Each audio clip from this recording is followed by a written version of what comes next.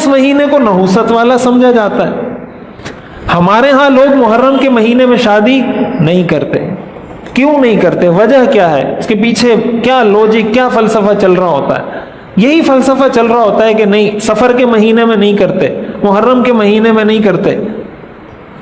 وہ کہتے ہیں یہ نحوست والا مہینہ ہے، یہ غم والا مہینہ ہے، یہ سوگ والا مہینہ ہے. اللہ تعالیٰ فرما رہے ہیں کہ یہ بابرکت ہے، مبارک ہے. ہمارے معاشرے کا مسلمان کہتا ہے کہ یہ نحوست والا ہے. اب کیا صحیح ہے کیا غلط ہے یہ فیصلہ آپ کریں، یہ آپ فیصلہ کریں. قرآن کی آیت کو سامنے رکھیں، حدیث کو سامنے رکھیں، دوسری طرف ہمارے معاشرے کے کلچر، ہماری روایات کو سامنے رکھیں کہ آیا ہماری یہ روایات، ہمارا یہ تصور قرآن سے ٹکراتا ہے یا نہیں ٹکراتا. اب جب ٹکراتا ہے تو ٹکرانے کی صورت میں ہم کس کو اختیار کرتے ہیں؟ ہم قرآن کو اختیار کرتے ہیں یا اپنے معاشرے، اپنے کلچر، اپنی اقدار، اپنی روایات اور اپنی ثقافت کو اختیار کرتے ہیں؟ اب ظاہر مسلمان ہونے کی حیثیت سے ہمیں قرآن ہی کو اپنانا ہوگا. لہٰذا پہلی بات جو سمجھنے کی ہے وہ یہ، اسلام میں کوئی مہینہ نحوست والا نہیں ہے، اسلام میں کوئی دن نحوست والا نہیں ہے. حدیث قدسی ہے، اللہ تعالیٰ ارشاد فرماتے ہیں لا تسبوا الدہر وانا الدہر، زمانے کو گالی مت دو، اس لیے کہ زمانے کو پیدا کرنے والا میں ہوں، میں نے زمانے کو پیدا کیا ہے. آپ جب کسی کی پروڈکٹ کو گالی دیتے ہیں نا، آپ جب یہ کہتے ہیں کہ یار یہ موبائل تو بہت بیکار ہے، اس کی تو بیٹری کام نہیں کرتی، آپ موبائل کو گالی نہیں دیتے، موبائل کے بنانے والے کو گالی دیتے ہیں. آپ جب یہ کہتے ہیں کہ یہ موبائل تو بہت 2 نمبر ہے، فلاں ہے، یہ ہے وہ ہے، آپ موبائل کو نہیں کہتے. یہ اتنی سینس تو ہمیں ہے نا، موبائل تو جاندار نہیں ہے.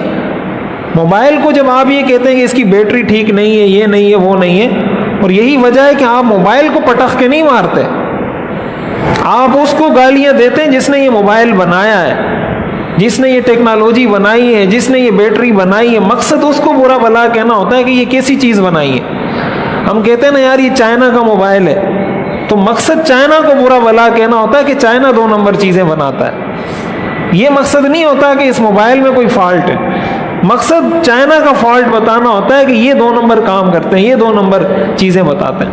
ہم جب زمانے کو گالی دیتے ہیں، زمانے کو پیدا کرنے والا اللہ ہے. ہم جب یہ کہتے ہیں کہ یہ زمانہ منحوس ہے، یہ دن منحوس ہے، یہ مہینہ منحوس ہے، ہم انڈائریکٹ وے میں اللہ کو برا بھلا کہہ رہے ہوتے ہیں. اللہ نے ہر دن کو بابرکت بنایا ہے اگر آپ کا عمل ٹھیک ہے، اگر آپ کی زندگی شریعت کے مطابق ہے، آپ کے لیے کوئی دن منحوس نہیں. اسلام میں نحوست کا تصور ہی نہیں ہے. بدفعلی اسلام میں ناجائز اور حرام ہے. ہم بدفعلی کسی چیز سے لے نہیں سکتے. یہ جو ہمارے ہاں مشہور ہے کالی بلی گزر گئی، کتا گزر گیا، عورت گزر گئی، کسی نے پیچھے سے آواز دے دی، کسی کو جھاڑو لگ گئی، اور پتہ نہیں کس طرح کی بہت ساری چیزیں ہمارے معاشرے میں عام ہیں. اس سے یہ ہو جائے گا، اس سے یہ ہو جائے گا، کالی بلی نے راستہ کاٹا تو اب واپس آ جاؤ. حدیث شریف میں حضور علیہ الصلاۃ والسلام نے ارشاد فرمایا لا عدوى ولا طیرۃ ولا ہامہ، اسلام میں اس چیز کا تصور ہی نہیں ہے. نحوست کا حضور علیہ الصلاۃ والسلام کی صریح حدیث ہے لا طیرۃ، نحوست کا تصور اسلام میں نہیں ہے. اور وہ تصور اس لیے نہیں کہ آپ جس چیز کو منحوس کہو گے وہ اللہ کی مخلوق ہے. اپنے آپ کو کہو، اپنے عمل کو کہو کہ میں نماز نہیں پڑھتا، میں روزہ نہیں رکھتا، میں والدین کی بات نہیں مانتا، میں پڑوسیوں کا خیال نہیں کرتا، رشتہ داروں کا خیال نہیں کرتا، حقوق العباد ادا نہیں کرتا، بیوی بچوں کا خیال نہیں کرتا، اس لیے میرے پہ برائی بھی آ رہی ہے، اس لیے مجھ پہ پریشانی بھی آ رہی ہے. اور اس کو قرآن نے بیان کیا ہے ظہر الفساد فی البر والبحر بما کسبت ایدی الناس. اللہ تعالیٰ فرماتے ہیں بر و بحر میں جو فساد ہے وہ تمہارے اعمال کی وجہ سے ہے. یہ اللہ کا فرمانا ہے. ہمارا فرمانا یہ ہے کہ نہیں، یہ زمانے کی وجہ سے، یہ محرم کی وجہ سے، یہ سفر کی وجہ سے، یہ اس دن کی وجہ سے، یہ اس دن کی وجہ سے. اللہ فرماتے ہیں بما کسبت ایدی الناس، تمہاری وجہ سے. ہم کہتے ہیں نہیں ہماری وجہ سے نہیں، اللہ کی وجہ سے. انڈائریکٹ وے میں کہتے ہیں، براہ راست تو کوئی نہیں کہہ سکتا نا، براہ راست تو اللہ کو کوئی ایسا نہیں کہے گا. وہ اس کو تو پتا ہے کہ یہ تو بہت گناہ کی بات ہے، لیکن یہ اس کو نہیں پتا کہ یہ بھی میں اللہ ہی کو کہہ رہا ہوں. تو ایک بات ہمیں اچھے طریقے سے یہ سمجھنی چاہیے، اسلام میں کوئی مہینہ سوگ کا نہیں۔ اگر سوگ کا تصور اسلام میں ہوتا، سوگ کا تصور ہے لیکن بہت محدود ہے، بہت لمیٹڈ ہے، اس کو شریعت نے ڈیفائن کیا ہے، بیان کیا ہے اس کو شریعت نے۔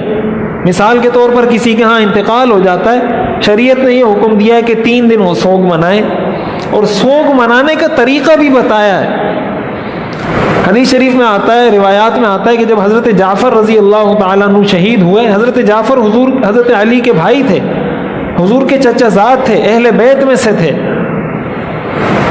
حضور علیہ الصلاۃ والسلام کو جب پتہ چلا، ان کی جو خواتین تھی وہ نوحہ کر رہی تھی، بہت بلند آواز سے چیخ رہی تھی۔ حضور علیہ الصلاۃ والسلام نے اس پر بہت غصے کا اظہار فرمایا، اور آپ نے فرمایا جا کر ان کے منہ پر خاک ڈال دو۔ غصے کی وجہ سے فرمایا جا کر ان کے منہ پر خاک ڈال دو۔ اب حضرت جعفر حضور کے چچا زاد تھے، حضور کے کاز کے لیے، حضور کے مشن کے لیے، حضور کے دین کے لیے شہید ہوئے تھے، لیکن حضور نے یہ نہیں فرمایا کہ چونکہ یہ میرے لیے شہید ہوا ہے یا میرے دین کے لیے شہید ہوا ہے تو اب اس کے لیے آپ جس طریقے سے بھی نوحہ کرو، جس طریقے سے بھی اس پر غم کرو، آپ کو کھلی چھوٹ ہے۔ نہیں، ایسا نہیں ہے۔ ایک ہوتا ہے رونا، میت پر رونا جائز ہے، اس لیے کہ رونا فطری امر ہے۔ دین اسلام دین فطرت ہے، یہ بات یاد رکھیں۔ اسلام کبھی بھی فطرت کے آگے بند نہیں باندھتا، کبھی بھی فطرت کو نہیں روکتا۔